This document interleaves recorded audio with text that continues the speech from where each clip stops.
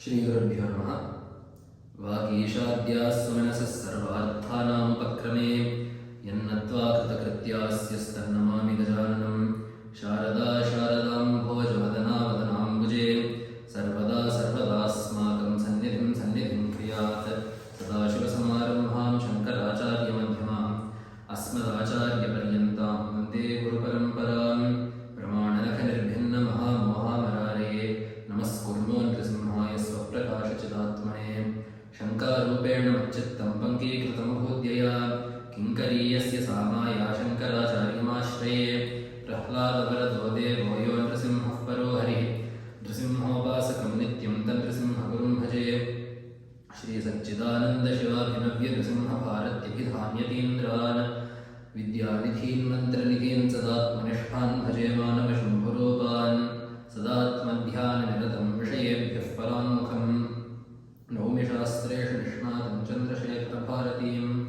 विवेकिनं महाप्रज्ञं धैर्योदार्यक्षमानिधिं सदाभिनवपूर्वं तं विद्यातीर्थगुरुं भजे। अज्ञानाञ्जाह्नवीतीर्थं विद्यातीर्थं विवेकिनां सर्वेषां सुखदं तीर्थं भारतीतीर्थमाश्रये। विद्याविनयसम्पन्नं वीतरागं विवेकिनं वन्दे वेदान्ततत्त्वज्ञं यथशेखरभारतीम्। वक्तारमासाद्येमेव विद्या सरस्वती स्वार्थसमन्वितासीत्। निरस्तदुस्तर्ककलङ्कपङ्का नमामि तं शङ्करमर्चिताङ्घ्रिम्। With Sashtanga Pranamas to the Padapadmas of the Ubhay Jagat Gurus, Bhagavad-pada and Sharadamba, with namaskars to all of you.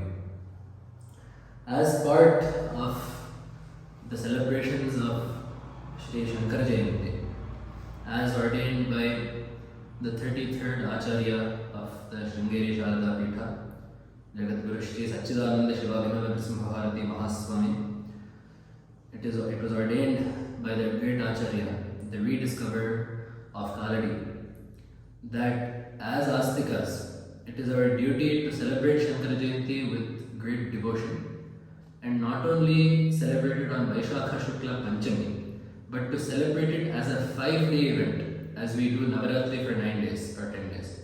In the same way, it is the Acharyas, it is the Jagat Guru's ādesha that we celebrate Shankara Jayanti from Pratipat till Panchami, and of course if we can extend it past that, that is all the more punya that will be acquired by Shishyas. So as part of that, we have been looking at various texts of Bhagavad-pada, various rachanas of Bhagavad-pada, various aspects of the Charitra of Bhagavad-pada. So as per the blessings of the Ubhay Jagat Gurus, today we will be looking at a particular, specific, beautiful composition of Bhagavad-pada that is very well known to all of you. You all certainly must have at least heard its name. Praśnottara Ratnamālikā, literally a garland of gems among questions and answers, right? So if someone is great, we say he's a gem of a student, right? Or he's a gem of an individual, right? So in the same way, these are not just normal questions and answers that we will find, but these are the gems among questions and answers. So this stotra is quite beautiful. It is very simple. It is written in very simple Sanskrit. So most people who have just a basic grasp, a beginner's understanding of the Sanskrit language, will have no problem going through this stotra. The shlokas are set to the Arya Chandas. So the Arya Chandas is one that is a meter that is very popular in Sanskrit. And this stotra is structured, we say it is a stotra, but it is closer to being a prakarana grantha because it is teachings, it is not in praise of a deity. So this grantha is structured in a question-answer session, as the name hints at. The Shishya is asking questions and the Guru is answering. The Shishya asks a variety of questions. The questions, we cannot say they are limited to any one time, any one place, any one group of people. These are questions that span centuries, questions that span social constructs, social groups. These are questions that span all humans. And it is another reminder to us of why Bhagavad-pada is a Jagat Guru. Right? So, it is good to remind ourselves of why Bhagavad-pada and his paramparas, all the members of Bhagavad-pada's parampara, all the sannyasis that have come, the Parivrajaka Varyas, the Paramahamsa Parivrajaka Varyas that have come in Bhagavad-pada's paramparas, there is a reason why they are all called Jagadgurus. It is because the teachings they provide have the capacity to uplift anyone in this world, in this Jagat. So because their teachings are for the benefit of this entire world, because the path they showed us, they show the world, allows for the upliftment of every single individual. If anyone has a doubt on what their kartavya is, if anyone has a doubt anywhere on what it is that their duty entails, we can be assured that they will find an answer at the Padapadmas of the Jagadgurus. So because Bhagavad-pada is a Jagadguru of that nature, this Praśnottara Ratnamālikā answers, it both raises and answers questions that every single person can benefit from. At least as per the way I have looked at the text, I have separated the questions into three main categories. So most of the questions, I would say maybe a good 80% of the questions relate to conduct, worldly conduct. This is not another great Vaishishthya, another distinctive feature of this text is it is not a particularly Vedantic text, in the sense that this text is not meant to teach of Atma, Anatma, Brahman and all of that. It of course will come in the end, because Bhagavad-pada will not leave anything without the stamp of Vedanta on it. But that being said, this text is mostly up to more than 80% dedicated to solely worldly pursuits. How to conduct yourself in the world, what we call Lokika Vyavahara in Sanskrit. How should you behave with others? How do you find success? How do you become respected? What is the cause of losing respect? What qualities should you cultivate? What kind of company should you keep? What kind of tasks should you undertake? So all of these things are answered by Bhagavad-pada. So this is one category. So category questions relating to conduct. Then the second category that I separated out was things related to sadhana. So as seekers of Sanatana Dharma, as practitioners of Sanatana Dharma, as students that are working towards a particular goal, what is it that we should be working towards, or how should we be working towards it? And there are also the examples that tell us how we should not be behaving in terms of our sadhana. So that is the second one. And the third one, of course, is Vedanta. So especially towards the end, the last 4, 5, 7 or 8 shlokas of this text discuss many Vedantic issues. Who is Jiva? What is Brahman? What is Maya? Who is Ishvara? How do you worship Ishvara? All of that. What is Advaita? What is Dvaita? What is Mithya? All of this is discussed in the last 7, 8 shlokas of this text. So as per whatever time we have, and as per whatever comes to mind out of the notes that I prepared while preparing for this, we will look at each of these 3 sections and look at what Bhagavad-pada has instructed to us. So first of all, the text starts off with a declaration of what lies in store for someone that has properly understood this Praśnottara Ratnamālikā. Kah khalu nalam kriyate drishta sadhana patiyan amuya kanthasthitaya Praśnottara Ratnamālikaya. So Bhagavad-pada here makes a pun. The Malika, right? This is a garland of questions and answers. But obviously it is a garland because it is a string, right? It is a sequence of questions and answers. But Bhagavad-pada says, this is a Malika that you definitely must make kanthastha. What does kanthastha mean? Kanthe tishtati. Iti kanthastha. Right? We discuss kanthastha. Sri. So obviously a garland is placed around the neck. So it is kanthastha. Right? A garland stays around the neck. But memorizing this is also called kanthastha. Right? Memorizing is called kanthasthikarana. Because you are placing it in your throat. You don't, the stotra or whatever you are memorizing, the subject matter is no longer in the book, but rather it exists in your throat. You can speak it at your will, at your leisure, whatever you want.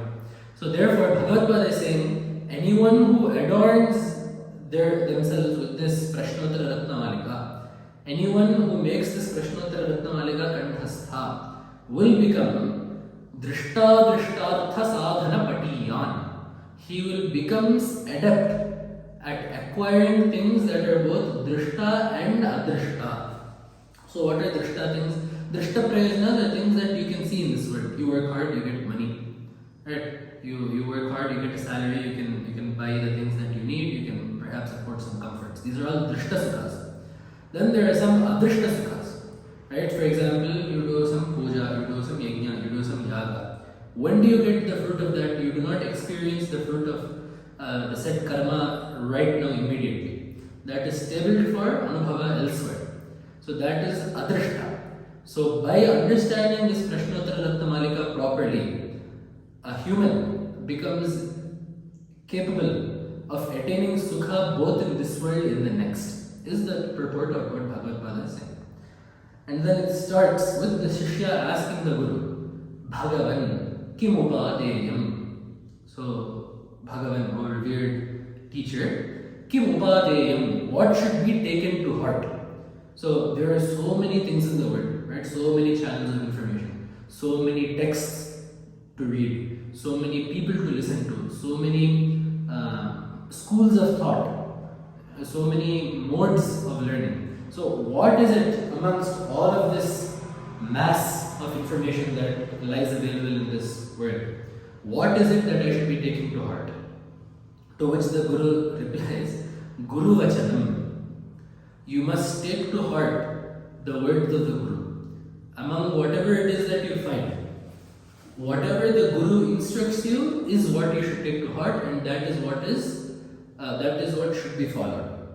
So there is one other feature of this Praśnottara Ratnamālikā wherein in some answers you will see they work as chains. So Bhagavad Pada will use a word in the answer of one question. Now we will get and then naturally the desire will arise in the reader to know what that word means. That word will be defined in the next question. So now, for example, he has said, the question is, what should be taken to heart? The answer is the words of the Guru, the orders of the Guru, the instructions of the Guru. So then obviously we have the question, well, then who qualifies to be a Guru? Is it a school teacher? Is it a yogi? Is it a sannyasi? Is it a lecturer? Is it a college professor? Who is a Guru? So then Bhagavad Pada asks the question, Ko Guru Ho, in the next line. This line is very famous. So once the answer to the previous question is Guru Vachanam, then Bhagavad Pada asks, Ko Guru Ho? Guru Ho Kaha? Who is the Guru? To which the answer is then given, Adhikata Tattvaha Shishyahitaya Udyataha Satatam. So the nice thing is, because these are small shlokas, these are very easy to memorize, number one. Number two, it also means that every single word is used with a particular purpose in mind by Bhagavad Pada. So if you look here, if you see here, Adhikata Tattvaha, the first quality of a Guru should be that he himself should be realized. There is no point in going to someone and asking them about something that they have not realized themselves. At least, if not through experience, at least academically. Right? What I mean by that is, if they don't have aparoksha jnana, at least they should have paroksha jnana through Shastra. So, adhigata tattvaha, because there is a saying in Sanskrit, Swayam tirnaha param tarayati, Swayam nashtaha param nashayati, is the same. So, if you're crossing the river, if you yourself can cross, you can help other people to cross. If you yourself are drowning, you will cause people around you also to drown. So, it is imperative that if we deem someone a Guru, if we seek someone out as a Guru, they must have a good grasp of the tattva, of the philosophy, of the nature of the whatever it is that they teach. Adhikata tattva. Here tattva means Brahma tattva. Right? This is a Vedantic word, of course. Adhikata tattva. And see, there are many rishis, for example, that have gotten Brahmajnana, that are sitting somewhere in the Himalayas, that are doing tapas on their own. So are all of them, do they also qualify to be Gurus? Obviously, they're most venerable and most respected. But when it comes to being a Guru whom we seek out to follow, whose instructions we seek to follow, there is one more dada, there is one more qualifier that needs to be added, that Bhagavad Pada puts here. Shishyahitaya udyataha. Someone who is ever engaged in the welfare of the Shishya. someone who is always intent on the welfare of the Shishya, on the Shishya attaining Shreyas. Right? So notice it is Shishya Hitaya. The Guru is not someone that pleases the Shishya. The Guru is not someone that gives the Shishya the answer that they want to hear. The Guru is not someone that gives the Shishya a misguiding answer. The Guru is the person that gives the Shishya, that tells the Shishya what is Hita, that which is beneficial to them in the long run, right? So in the Kathopanishad you have the division of all items into Shreyas and Preyas. So Preyas is that which is Priya, that which is dear, that which we like here and now. Shreyas is that which is beneficial in the long run, right? In the greater scheme of things, that which is truly beneficial is Shreyas. That which is temporarily pleasing is called Preyas. So the Guru is now, if you put this together, the Guru is the entity that himself has realized the philosophy that they expound and is always intent on ensuring the welfare of the student, of the Shishya. And when are they intent on ensuring the welfare of the student? If the student pays fees, if the student does a lot of seva to the Guru, if the student does a lot of donations to the Guru, only then will the Guru be intent on helping the Shishya. Is it so? Obviously not. Which is why Bhagavad has written Satatam. The situation does not matter. The time does not matter. The place does not matter. The Guru is someone who is always intent on uplifting the Shishya. So we can see this clearly in every single one of the Acharyas that have adorned the Sringeri Pitha from Bhagavad to this day. They are the essence of this line by Bhagavad Ko Guru, who is a Guru? Adhikata tattvaha shishya hitaya udyatas satatam. And we can see this in Bhagavad too. So obviously Bhagavad is the greatest of Brahmajnanis. There is no doubt in that anywhere. If we look at the Sutra Bhashya, if we look at any of the other Prasthanatrayi Bhashyas, it is quite evident, not just in terms of Anubhuti, but also in terms of being able to explain it, how proficient Bhagavad is, how thorough Bhagavad is, how much Bhagavad has become one with the Advaita Siddhanta. And his Karuna is also evident, right? Shishyahitaya Udyata Sadatam. Bhagavad-pada's intention of uplifting every single astika is also intent. Otherwise, why would an entity that is already realized, why would anyone that is already realized finish writing all the bhashyas that they would write by the age of 16 and then spend the next 16 years of their life, the next 16 years as well as the last 16 years of their short and illustrious life, traveling the entire breadth and width of India by foot, arguing, debating with other logicians, instructing people along the way, constructing temples, refining modes of worship in temples. Why would a realized soul have to do all of this were it not for the immense, immeasurable mercy, karuna, daya, kripa that they harbor for all astikas, for all beings on this planet? So clearly, we can see that this Lakshana of the Guru, Adhikata Tattvaha, Shishyahitaya Udyatas Satatam, is very clearly evident in Bhagavad-pada. So the questions start in this manner. Now, as I said, there are three sections, isn't it? Conduct, Sadhana and Vedanta. So we will look at some examples from each of these. So there are many instances in this, as I said. The bulk of the questions and answers relate to the way that anyone craving success or a prosperous life should conduct themselves in this world. But there is obviously an underlying theme through all of this. Kaf pathyataraha is the question. What is most beneficial to people? What is most beneficial to be followed? What should be undertook by all people for their welfare? The answer, of course, is dharma. Any question or any upaya, any answer that Bhagavad-pada gives, any means that Bhagavad-pada shows, any teaching that is done through the course of these questions and answers in this text are all rooted in dharmic natures. So Bhagavad-pada obviously will never say, how do you become rich? Loot, steal and pillage. That will never be the answer. Right? How do you please people? Lie to their face. That will never be the answer. All the answers given to questions in this text will be as per Shruti, Smriti, Purana, Dharma.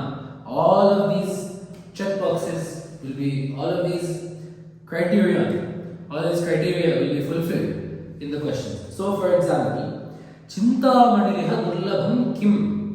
What is as rare to find in this world as the Chintamani? So, Chintamani is a gem that is said to have been born during the Kshitasagara Manthana, during the churning of the Milky Ocean. It belongs to Indra. That gem now belongs to Indra. And it is basically like Kalpavriksha.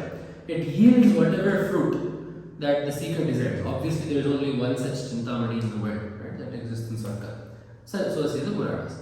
So what Bhagavad is asking is, or what the student in Bhagavad narrative, the student is asking, what is as rare, what is as hard to obtain, even not even rare, what is as hard to obtain as the Chintamani? So what are the rare qualities that are as valuable but yet hard to find? To which the Guru replies, Kathaya Vita Chaturbhadram. Chaturbhadram. There are 4 auspicious qualities which combined are as rare to find in this world as the Chintamani is. So naturally, now the student will ask, what is that Vidhatatapasaha Visheshana? How are those how are these 4 auspicious qualities explained? Right? So first the Rishi asks, what is as valuable and rare as the Chintamani? The Guru says Chaturbhadram, the 4 auspicious qualities, to which the student asks, so what are those 4 qualities? The Guru then says, Dhanam Priyavak Sahitam, Jnanam Agarvam, Kshamanvitam Shauryam, Vittam Tyagasametam, Durlabhametat Chaturbhadram, says the Guru. So these 4 qualities are Dhanam Priyavak Sahitam, a charitable nature combined with pleasant speech, number 1. Jnanam Agarvam, wisdom, learning, Panditya, erudition, bereft of ego, bereft of pride, bereft of Ahankara. So learning, erudition, scholarship that does not have Garva, that does not have pride. Then Kshamanvitam Shauryam, valor that is accompanied by mercy or forbearance. Then Vittam Tyagasametam, opulence, Samriddhi, Sampat, opulence, so wealth that is accompanied by renunciation or charity. Right? The Tyagasametam, it is going to take renunciation. So these 4 qualities combined are very hard to find. So if we look at it already, we can see that these questions and answers are targeted to developing a very noble outlook towards the student's life. So these 4 qualities, if we go over them again, are Dhanam Priyavak Sahitam. You should do charity to people, but that should always be accompanied with sweet words. When will sweet words come out when you do dana? If your mind, if your heart is also intent on doing the dana, if your heart is also intent on benefiting whoever the recipient of the donation is, only then will the donation or will charity be accompanied by priyavak, by pleasant speech. Which is why Upanishad says, Shraddhaya deyam, Ashraddhaya deyam, Shriya deyam, Hriya deyam, Bhiya deyam, Samvida deyam, it says, Upanishad says in Taittiriya. So, Shraddhaya deyam, you should give with Shraddha. Ashraddhaya adeyam, you should not be dismissive. You should not be inattentive. You should not be bereft of Shraddha when you do your dana. Shriyadeyam, you should never be stingy when you give. You should always give Shriya with opulence. Hriyadeyam, you should give with a bit of shame, it is said. Why should be ashamed to give? Because you should give with the doubt, is this enough? Have I pleased the other person enough? So also Bhagavad will say later this, Kod kasyaryaha yodata, who should be respected, who should be served? He says adata, a charitable person, a donor. Kodata, who is a proper donor? Yaha arthatripti matanute, yaha arthitripti matanute. He who ensures that the people that come to him seeking something do not go away unfulfilled. Right? So that is the essence of the Upanishad, that is the teaching of the Upanishad that Bhagavad Pada has brought out. So the same thing, Hriyadeyam, is the same thought, this thought of Bhagavad Pada, that a proper donor is someone who gives, ensuring that the people that come to him seeking something are never turned away or are never unsatisfied by the time they leave. This thought of Bhagavad Pada stems from the Upanishad. Hriyadeyam. You should give with a bit of shame, with a bit of shyness. Wondering, is this enough? Have I given enough? Maybe I should have given more. That lajja, that Hri needs to be there. Hriyadeyam. Bhiyadeyam. You should be a bit scared. Scared in the sense that, we say Bhaya Bhakti, right? Scared in the sense that you should keep your wits about you. You should be very careful when you give. You should make sure that nothing you give is improper. Nothing you give is, is defective. Nothing you give will cause a problem to the recipient. So bhiyadeyam. So all of this is enshrined in the motive of dhanam priyavak sahitam. So I will also talk about where we can see these qualities. The second one is jnanam agarvam.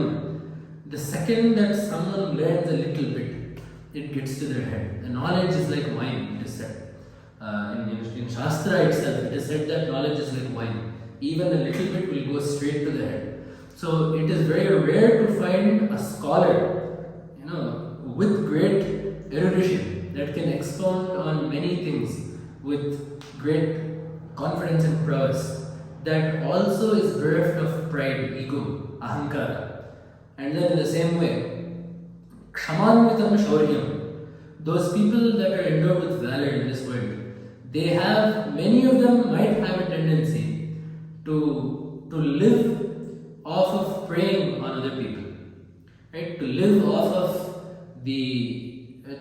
exploiting others due to the valor that they possess. The strength that they have is used to exploit the weakness of others. That is the case we see in the world. Government after government has done it in the past.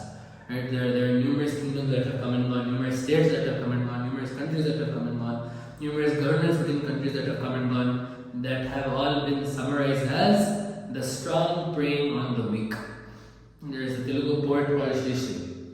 He says, Yedesha Megina, Yedesha Chetajuchina, Yevunnadi Garvakaranam, Parapida, Narajati Charitra Samastam, Parapida Parayanatum. He says, Narajati Charitra Samastam in Telugu. It is Praśnottara in Telugu. He says, what is there in the history of mankind but Parapida Parayanatum, but men being intent on troubling other men, on beleaguering other men, on tormenting other people. What else is there besides this in the annals of recorded human history? So in the same way, those that are strong have a tendency to prey on the weak. They tend to not have sympathy towards the weak. But kshamanvitam shauryam, mercy, forbearance, is truly a virtue when coupled with strength. Because that strength will then be used to protect the weak. Strength that is used to protect the weak is definitely innumerably more noble than strength that is used to prey on the weak. So such strength is indeed rare in the world, says Bhagavad Pada. Kshamanvitam shauryam. The last one is vittam tyagasametam, wealth that is accompanied by renunciation. So naturally, this is also said because the more wealth one has, the more comfort one can afford. This is the state of the world, and there is nothing wrong with this. Shastra is very clear that artha exists to get our kamas. Right? So even everything you can tie back to Praśnottara Ratnamālikā. Bhagavad Pada says, what is dhana? That dhana is the thing by which your ishta is obtained, Bhagavad Pada says. So artha is the purushartha that allows for the fulfillment of kama, right? So the dharma, artha, kama, moksha. Dharma is of course righteousness, among other things. But artha is usually we say money, kama, we say is desire. But artha more properly is the means by which desire is fulfilled. For example, I have the desire to eat something nice. Obviously, the thing that I want to eat will not just pop out of nowhere before me. I need to have the means to obtain whatever it is that I wish to enjoy. The means are called artha. The thing that you wish to enjoy is called kama. So kama is used in both ways. The object of desire is called kama, desire itself is also called kama. So in the same way here, when you have vitta, there is nothing wrong with using it to get comfort. But the reason this quality is rare is because in that seeking of comfort, we tend to seek luxury. There is a line between comfort and luxury. Comfort means that there is no distress in the way of life. Comfort means that there is no worry in the way of life. You're not looking for your next meal, you're not looking for a pair of clothes to wear, you're not looking for a roof to stay under, you're not worried about the elements or the weather, you're not worried about something. You can nischinta, you can carry out your business, you can go about your business, you can do whatever it is that you need to do without worrying about any harm occurring to you. That is comfort. Having a bed to sleep in, something like that. Luxury is excessive comfort. Having things that you do not need is luxury. So comfort is if you have enough, if you have everything that you need, that is comfort. If you have more things than you need, that is luxury. So money, especially any other wealth in general, paves the way to getting more and more entrenched in the experience of Vishayas. Right? Bhalavan indriya gramaha vidvam samapi karashati. The nature of the indriyas is even drag a wise person and bring him down to the level of someone that is a prakrita, someone that does not have discrimination. So the way that money does this is by making the mind accustomed to pleasures. So therefore, it is very hard to find someone that has wealth as well as a mind bent on renunciation. Right? So this is also another quality that is said to be hard to find. These four qualities combined are called Chaturabhadra. We can see this clearly in Raghuvamsha. In fact, Mahanavi Kalidasa has written a shloka almost exactly like this regarding Dilipa. Jnane maunam kshama shakto tyage shladha viparyayaha guna gunanubandhitvat tasya saprasava iva. Kalidasa Mahakavi says.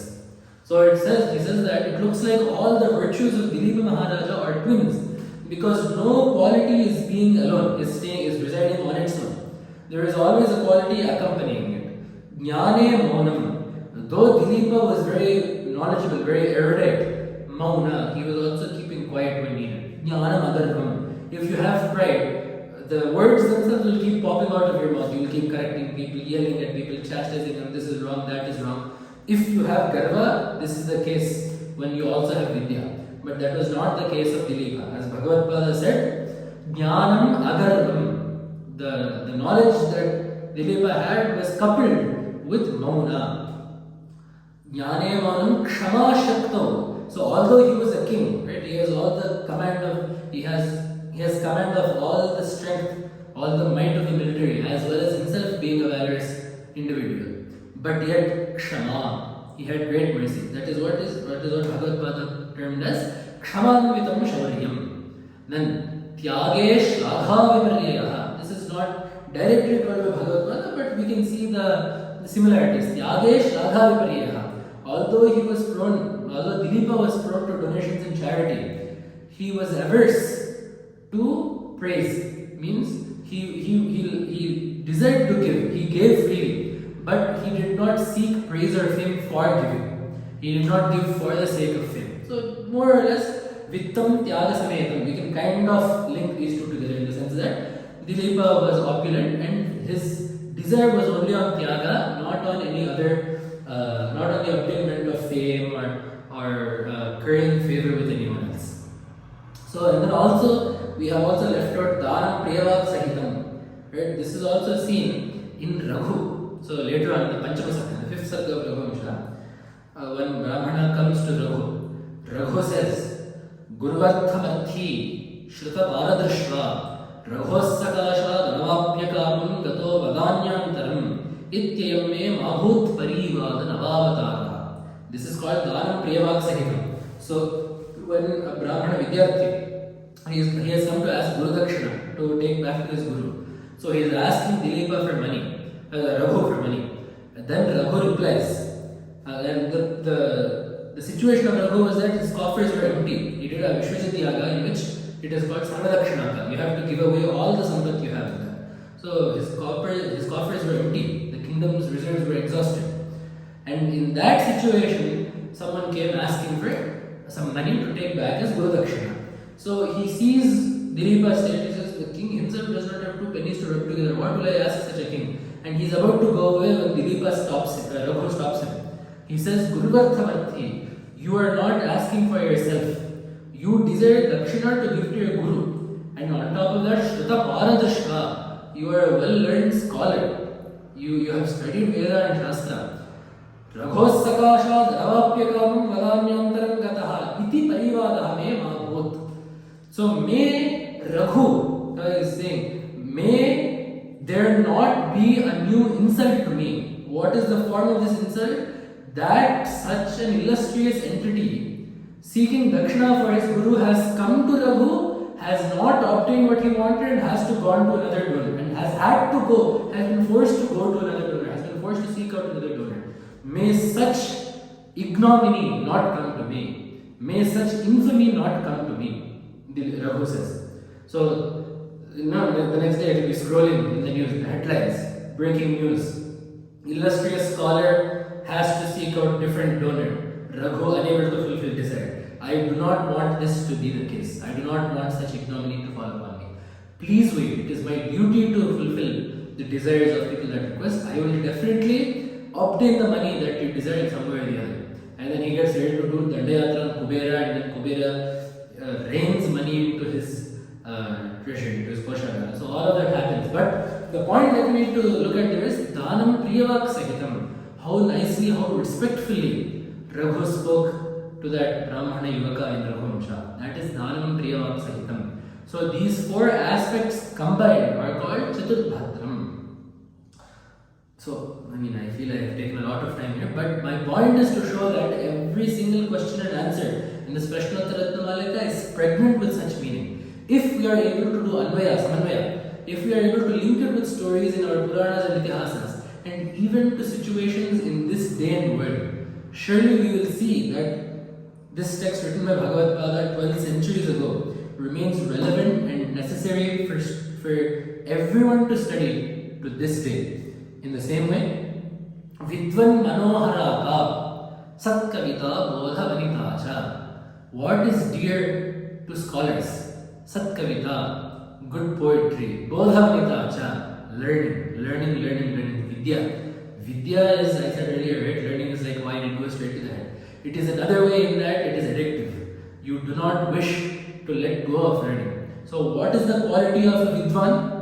What is it that attracts a Vidvan, that attracts a scholar? 2 things, good poetry and learning.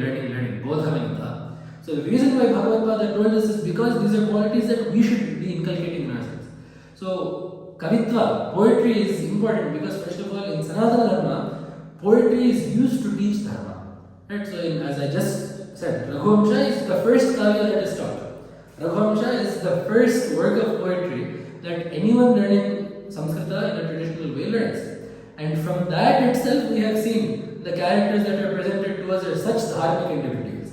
So number 1, that is why poetry is important. Second thing is Alochanamritam. It is said, poetry is Alochanamritam. It is like nectar to the mind. It forces the mind to think in new ways. It forces the mind to imagine things in new ways. It forces the mind to make connections that you otherwise would not have made. Right? There is an aspect of creative thinking that is inherent in the ability to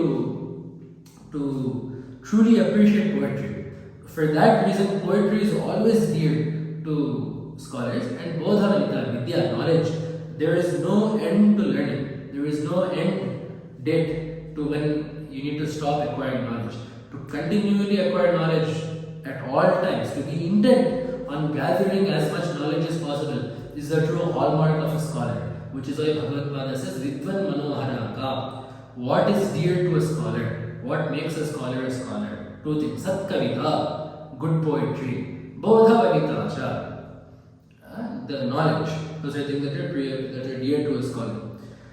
In the same way, there are some things that are useful to us in this day. So today, in this day, we ask, right, acharas. There are so many acharas that are being followed. How do we know what we should follow? So Bhagavad Pada says, Ko Dharmaha. Abhimatah yaha शिष्टानां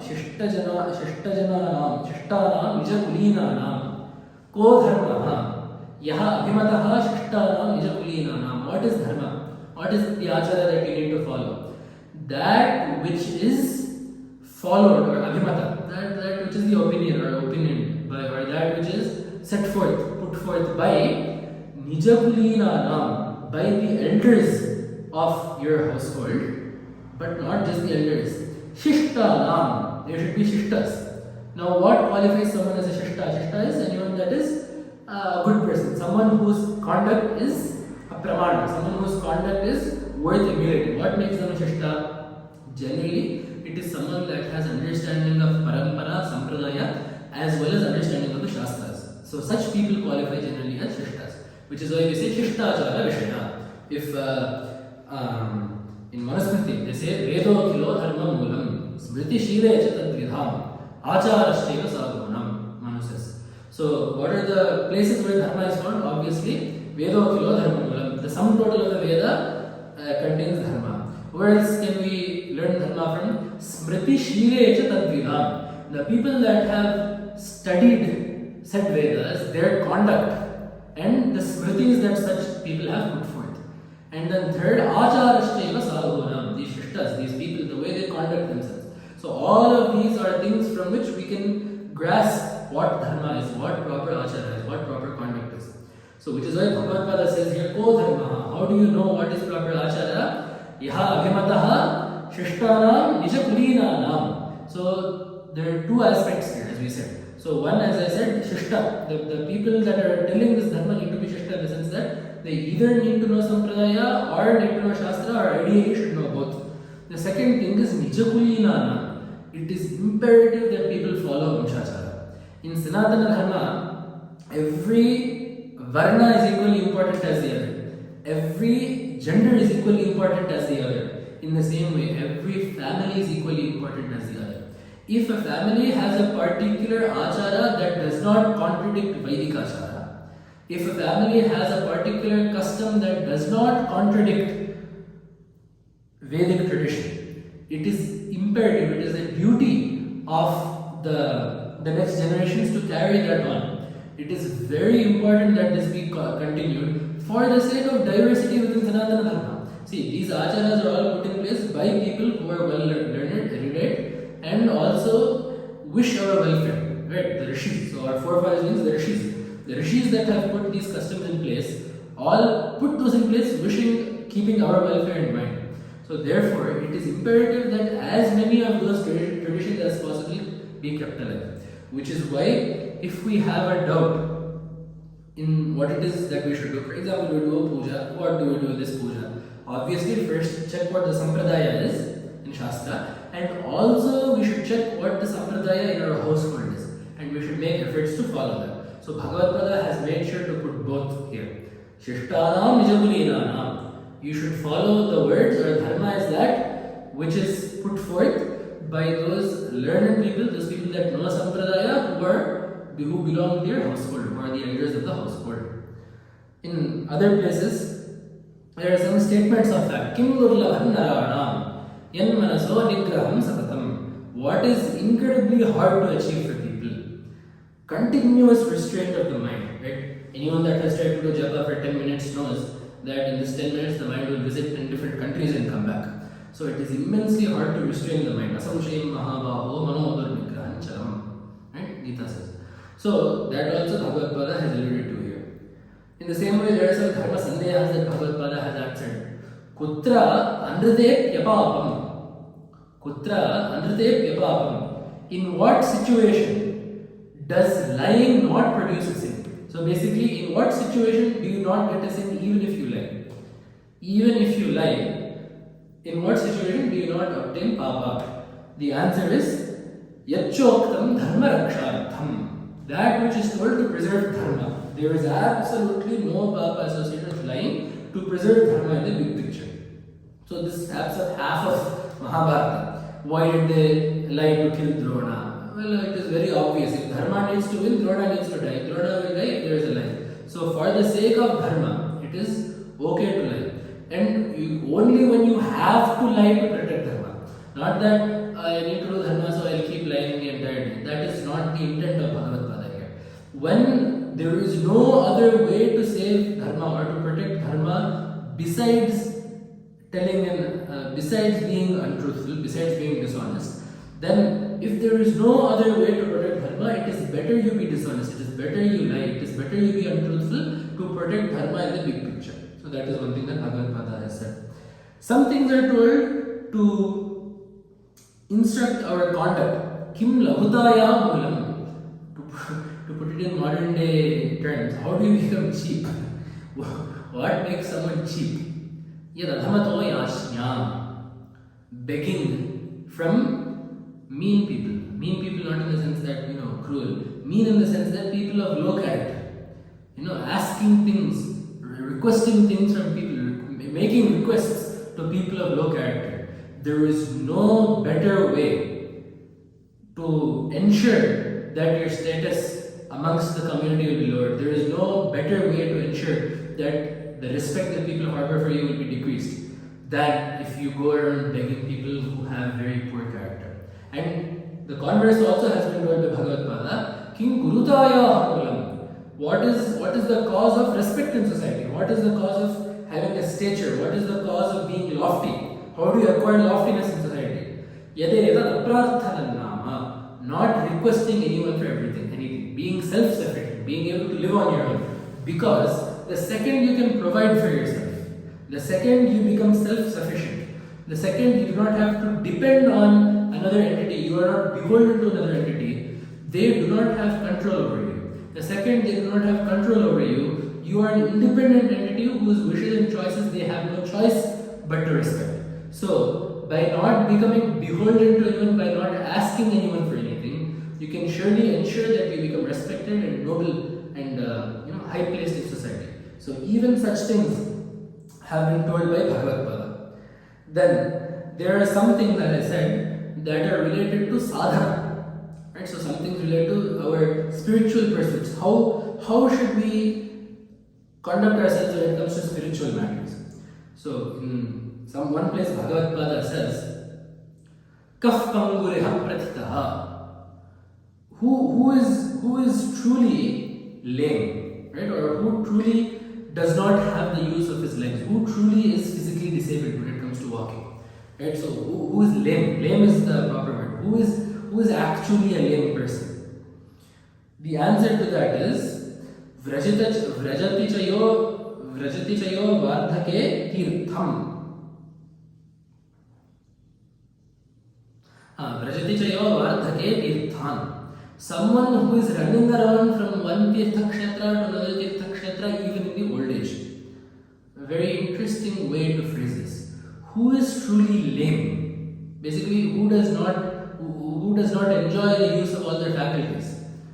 Someone who even in the old age is running around from one punyakshetra to the other punyakshetra, from one tirtha to the Ganga to Yamunotri to Kaveri, Kaveri to Kashi, Kashi to Puri to Kanchi, Kanchi to Ayodhya, Ayodhya to Mathura, Mathura to Maya, Maya to Dwaraka. Someone who even in the old age feels the need to run around all these punyakshetras.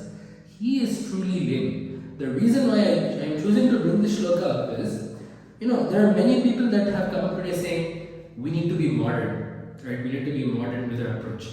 All these pilgrimages, all these punya kshetras, they need to stop at some point. You should not have blind faith. You cannot be running around from one place to another. There is an end to this. People think that this is a very modern thing to say, right? We have looked at the Puranas say this tirtha has Mahatmya, that kshetra has Mahatmya. You dip in the river here, you go around that mountain there, you look at this devata, you look at that devata, you pour water on this linga, you put a flower on that murti. All of this you do it, you will get moksha. The Puranas tell things like this. That is all not really necessary. There is no need to run around all of that, doing all of that all the time. Knowledge is what is important. This is something that we need to understand. People talk in this fashion. The last few sentences I have said, people talk in this fashion as if they have discovered something new. My point is, even then, 1200 years ago, Bhagavad Pada was a traditional reformer. He reformed the society of that day in accordance with tradition. Reforming does not mean throwing off tradition. Reforming means returning to tradition in such a way that the intent of the tradition is preserved. That is proper reform. So that is what Bhagavad Pada did. So notice Bhagavad Pada does not decry Tirtha Yatras. Bhagavad Pada does not denounce pilgrimage. Bhagavad Pada does not say that pilgrimages should not be done. What has Bhagavad Pada cast aspersions on in this? Running around Punya Kshetras even when you are old. So what is the point here? It means that by the time you are old, you should have the physical maturity to realize that the Bhagavan you are worshipping in all of these kshetras around the world is present right here within you.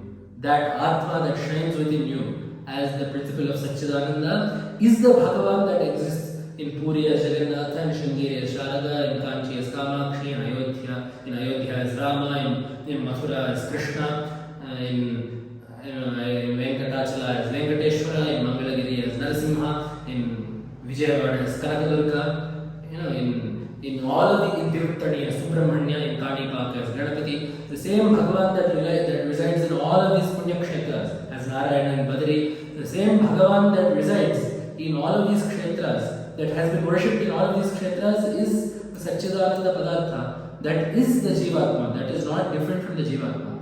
By the time you get old, if you have not realized this, that is a life that has been wasted. Bhagavad Pada said this. These are not my words, these are the words of Bhagavad Pada. So, someone that is truly lame, someone that is not enjoying the use of their full faculties, is someone that feels the need to run around Punya Kshetras to somehow amass Punya after Punya, even in old age, instead of acquiring spiritual maturity, even at that last stage. Right? So, Angam Galitam Palitam Mundam Dashana Vihinam Jatam Tundam Vruddhoyati Grihitva Dandam Tadapinam Chatyasha Pindam. Angam Galitam, the limbs are starting to sag, to lose their strength. Palitam Mundam, the head is shining white. Dashana Vihinam Jatam Tundam, there is not a single tooth left in the mouth. Vruddhoyati Grihitva Dandam, the old man goes holding a stick. But even then, Tadapina Munchat Yasha Pindam, desire is not left. And whether we admit it or not, it is desire that takes us even to Punya Kshetras. Desire for Punya, desire that there is something there that cannot be gotten elsewhere. But then we get the question, but in Puranas and as per Sampradaya, in the text of Bhagavad Pada too, it is true that Tirtha Yatras are necessary for the sake of spiritual upliftment.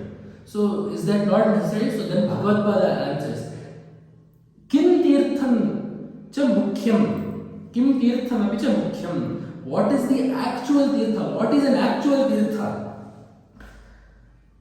What is an actual tirtha? Chittamalam yan nivartayata. Ya chittamalam yan nivartayati. Kimiha cha tirtham mukhyam. Kim tirtham api cha mukhyam. Chittamalam yan nivartayati. So what is an actual tirtha? That which removes the impurities of our mind, of our manas. That is a proper punya, that is a proper tirtha. So by the time you are a vruddha, you should have acquired a heart that is pure. That is the intent of Bhagavad Pada here. You should not have the need to run around from one place to another trying to amass punya in one way or the other. A proper punya kshetra is one that relieves the mind of mala, of impurity. If you can achieve that sitting at home, if you can achieve that doing japa sitting at home, fantastic, all the best, go ahead, very good. But if you are going on Tirtha Yatras, that should be the intent. And that is what should be gotten by Tirtha Yatras by the time you are old. So it is important that we read these two together. Kaf Pangaliha Prathidaha, who is lame? Yaha Vardhakyepi Tirtha Yatram Kurute, someone that does Tirtha Yatra even in old age.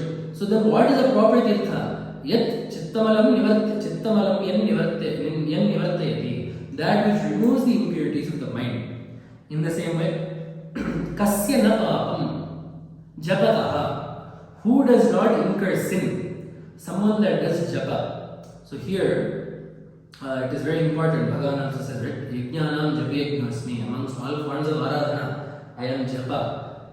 Because upasana for us in Sanatana Dharma, upasana is the link between karma and jnana. Right? Karma exists in the physical world, in the realm of Dvaita, in the transactional world.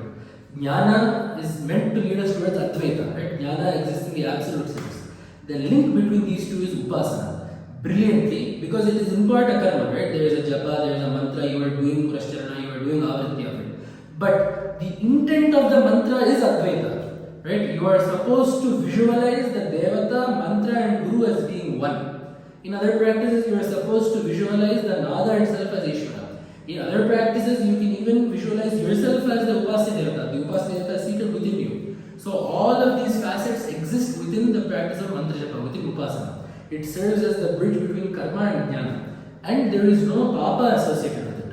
Right? Because Bhagavan says, Sarvarambha hidoshena dhumena nilavavartaha sadoshmapi natyajet. Karma, sadoshmapi natyajet. Bhagavan says, I know, Arjuna, that you think that there are defects associated with all karma, but sahajam karma kaunteya sadoshmapi natyajet. You should not renounce your duty just because there are some doshas associated with it. How sarvarambha hidoshena dhumena nilavavartaha. As when there is a fire, there will be some smoke, however slight there will be. Just as when there is a fire, there will be some smoke in some form or the other. In the same way, you will not find any act in this world, any action in this world, any karma in this world that is bereft of some vaigunya, that is bereft of some dosha. But japa is one specific activity that has absolutely no papa associated with it. There is no papa that you can possibly incur from doing japa. And it is a very lofty spiritual practice that has been given to us by Maharishis, which is why japa needs to be done.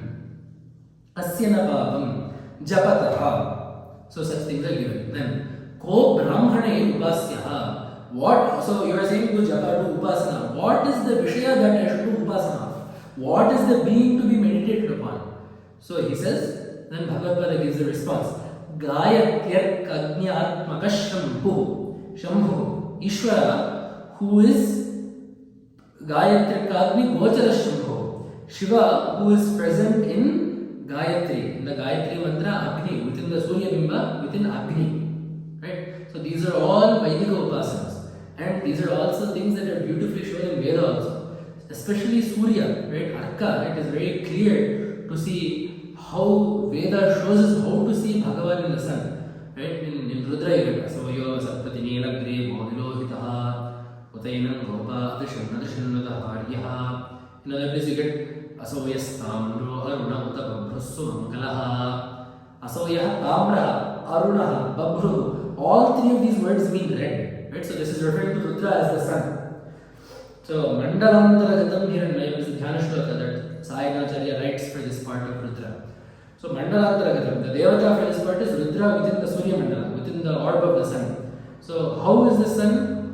Tamraha, he is red like copper. Arunaha, a bit more red in color. Babhru, even more red in color. So basically it is the sun as it rises, right? So basically from sunrise until maybe some 15-20 minutes until sunrise, the way the sun rises, it changes colors. It goes from a light red to a dark red to a more fiery flaming red.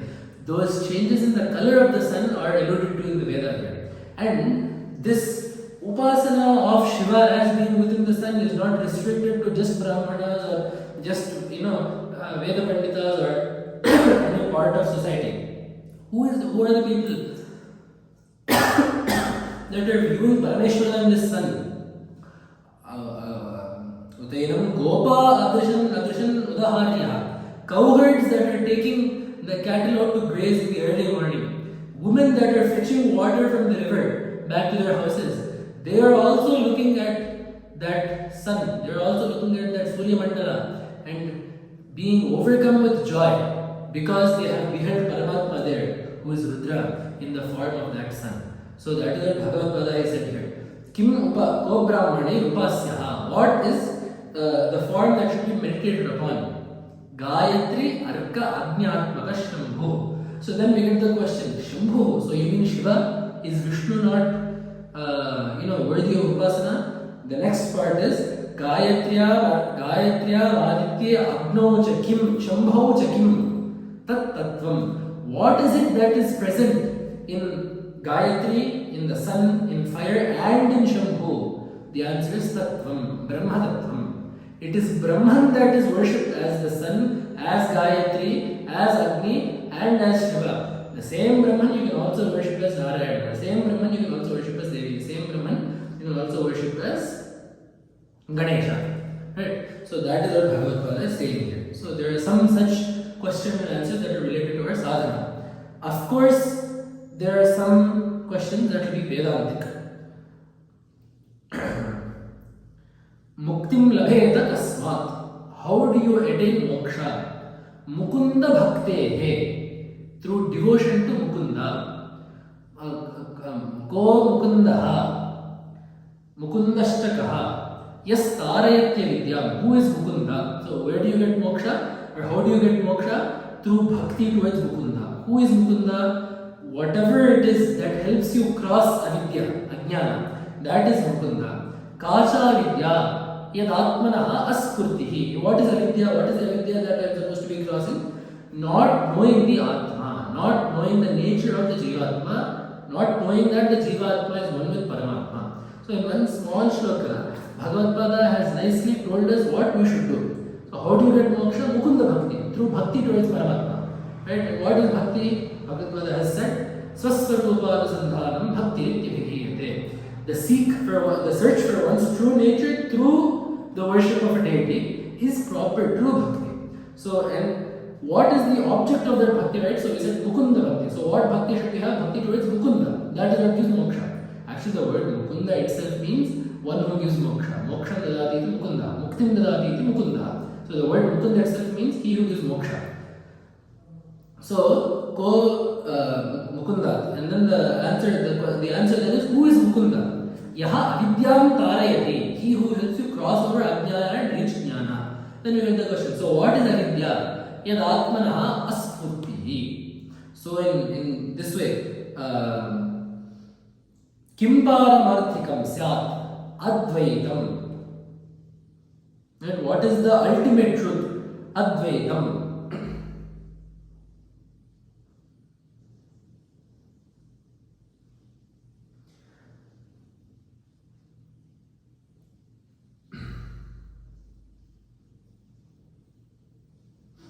Kim paramarthikam syat advaitam. What is the highest truth of this word? Advaita. The fact that sarvam brahmamayam jagat, sarvam hetat brahma, ayam atma brahma, right? Says Mandukya Upanishad. So in the same way, understanding that all of this jagat is Brahman and this jiva also is Brahman, that is the paramarthika, the highest truth. What is the highest truth? Advaitam, unity, seeing Brahman everywhere. But I do not know that Brahman. When did this start? Cha ajnata kutaha. When has ajnana started? Anadihi. Ajnana is without a beginning. Right? Ajnana is one of the anadi padarthas. So in Advaita, there are 6 things that are accepted to be anadi. Jiva isho vishuddha chita tatha jivesha yorabhida avidya tacchitor yogaha shadasmakam anadayaha. Is a shloka that is often quoted. So in Advaita, see obviously the truth is Brahman. The thing that the one entity that exists in past, present and future without changing is Brahman. But there are some entities that we accept to be anadi, without beginning. So what are these 6 things? Jiva, the Jivatman, and the Atma as Jiva, Ishaha, the Atma as Ishvara, Vishuddha Chaitanya, Tatha Jivesha Bhida, the distinction between the Jiva and Ishvara, Avidya, Ajnana or Maya, Tat Chitor Yogaha, and the union, the Sambandha, right, the relationship between Maya and Shuddha Chaitanya. These 6 entities are anadi for us, which is why Bhagavad Gita has now said, Ajnata cha kutaha. When has Ajnana started from? Anadihi. So in this way, there are many Advaita Bodhas also that Bhagavad Gita has done in this.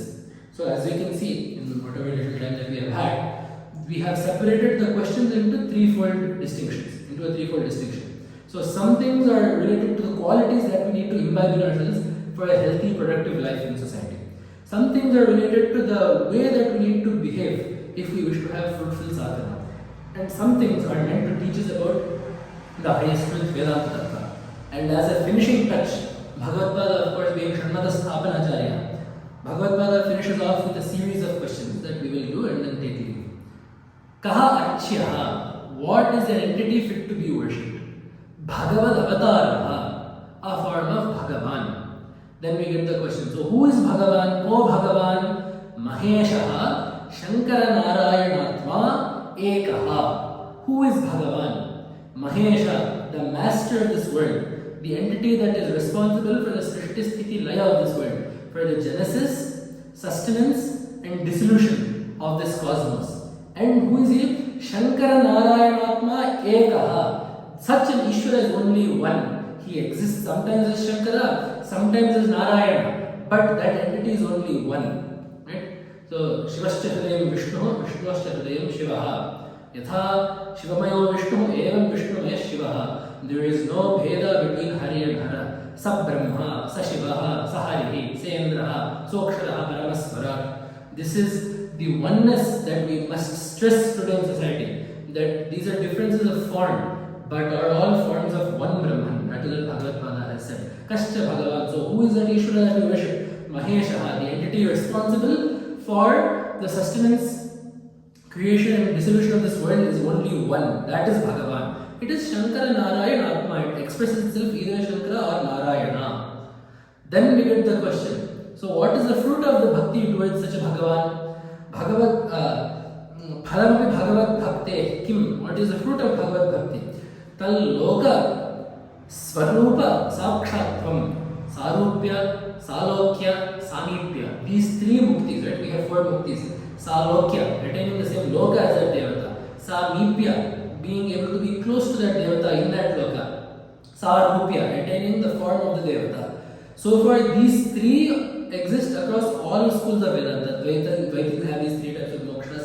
Advaitins, the Vishishtadvaitins also have this. For example, for Dvaitins, Vishishtadvaitins, when they go to moksha, when they go, they will get Salokya, they will go to Vaikuntha. Samipya, some of them will become Parishadas of Vishnu, they will become attendants of Vishnu. Some of them will even become, will get Sarupya, some of them will be like Vishnu, they will become dark in color, get Kirita, 4 arms, all of that will happen for them, but for them that is where it stops. For us, there is one step further, which is Sayujya. That is what is attained through Jnana. You become one with that Ishvara through attaining knowledge. Jnana devato kaivalyam brahmavit brahmaiva bhavati.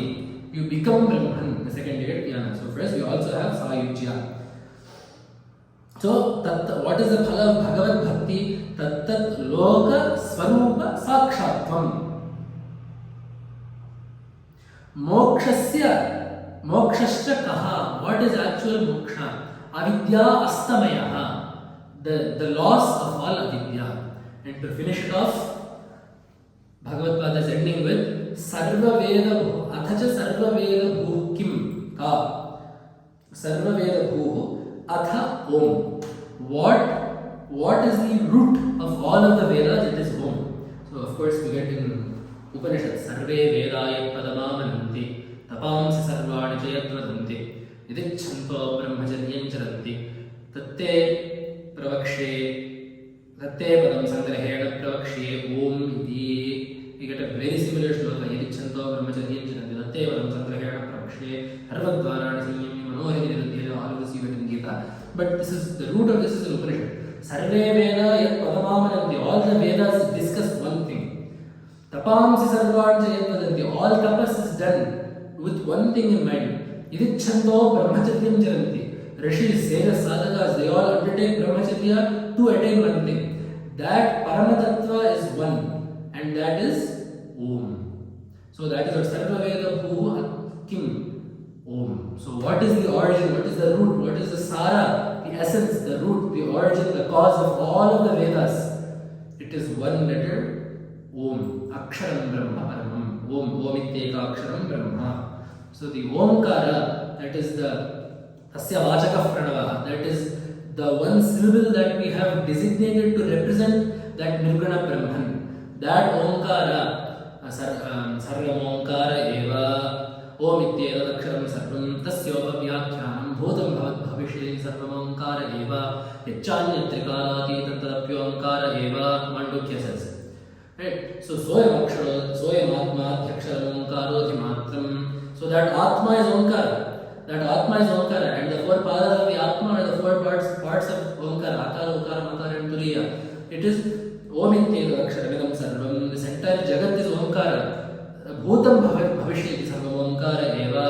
Anything that exists in the past, present or future, anything that exists in any time, at any place, all of that is omkara. Yachanya trikala tadappi omkara eva. Anything that transcends the three spans of time, that also is omkara, because omkara is the thing, the vachaka of Brahman itself. So Bhagavad-pada finishes off the Praśnottara Ratnamālikā with the Brahma vachaka, athacha om. And then Bhagavad-pada says, the people that learn this pravachanamala, te mukta phala iva vimalascha bhavanti satsamājeshu. People that learn this and take it to heart and practice this in their life, people that learn these questions and answers, understand them, put them into use, practice them, such people become as pure as gems. And they mukta bharana eva vimalascha bhavanti satsamājeshu. Such people will become as pure as pearls, and they become respected amongst the wise. So we are ever indebted to ādīśankara Bhagavad-pada for giving us such a text out of mercy. Not a text that deals with moksha, not a text that deals with dharma, not a text that deals with otherworldly things or yajnas or yagas. This is a text that is meant to help us lead our lives.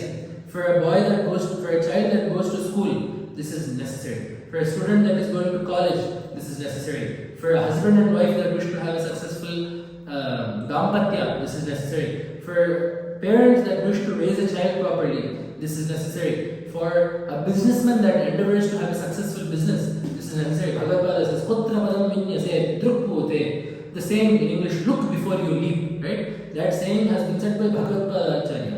Putra padam vinyase, where should you step? Drukpute, in a place that you have properly looked at. So what does it mean? It does not mean that you stare at the ground as you walk.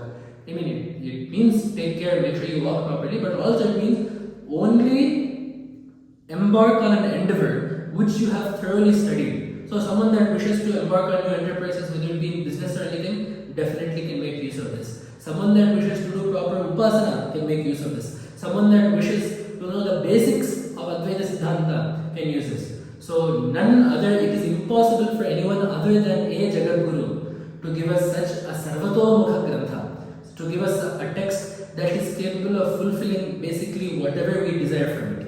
So we are ever indebted to ādīśankara Bhagavad-pada for giving us such a beautiful text to guide our life and our decisions in our life. And we are also ever indebted to the Ubhay Jagadgurus of the Pitha that has been established by Bhagavad-pada Sannidhanamara, Mahasannidhanamara, for gracing us, for allowing us to be part of this parampara that ensures, as we said in the beginning, Drishta Vishnartha Sadhanapatiyan, that ensures that we prosper in this life, in the next, and also attain the highest goal of human life, which is moksha. So with these few words, I will take my leave now, and we shall meet another time to discuss more works of Bhagavad-pada. इत्येषा वाङ्मयी पूजा श्रीमच्छङ्करपादैवरर्पिता तेन देवेशः प्रीयतां मे सदाशिवः तव तत्त्वं न जानामि कीदृशोऽसि महेश्वर